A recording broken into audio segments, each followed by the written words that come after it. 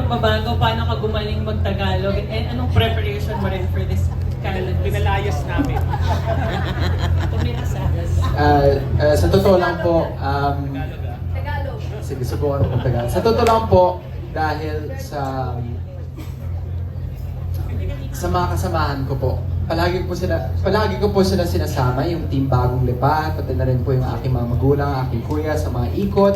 At siguro natututo naman po ako by experience pag-usap sa mga tao, pati na rin sa mga tanong ng ganyan po.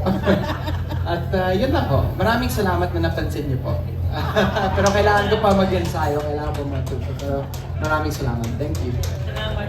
Kasalanan po ng mga kapitan niya. Last na yun, di ba, Bri? Last na yun, di ba? Yes. Bago matapos, on a personal note mula sa puso ko, and I guess I can speak on Gov's behalf, sa lahat ng mga kasamahan natin from the press, na nung bata pa lang ako, nandun na kayo sa bahay namin. Kinakausap si Mommy. Nakaedad na ako, nasa industriya na ako.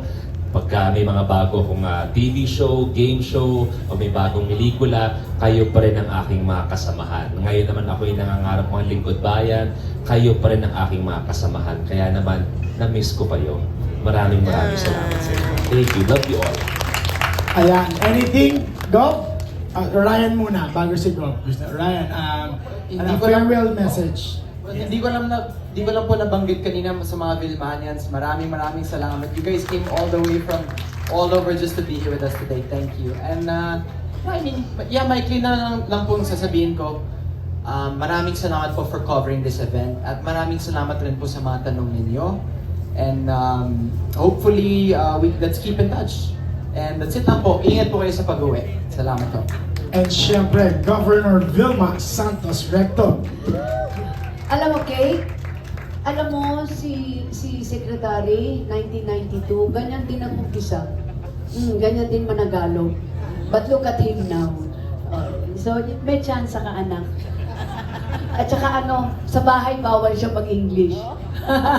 Tagalog ang usapan. But anyway, seriously, again, from all of us, kaming lahat na Batanggenyo, mula po sa mga leaders namin dito sa Lipa, ang aming mga konsehal, ang aming mga kapitan, ang aming mayors, syempre sa aming lahat, ang mga mayors, congressmen na nandito ngayon, mayors from Batangas City, from iba't ibang Laurel na nandito, mga Santa Teresita nandito rin, 4th District, mga konsehal, sa aming lahat na nandito po, pamilyang Batanggenyo, sa lahat po ng pumunta rito at nagpagod, hindi biro yung ginawa ninyo. Manila coming here to Batangas is no joke. We just want you to know that we truly appreciate your effort. Maraming salamat po sa inyong lahat.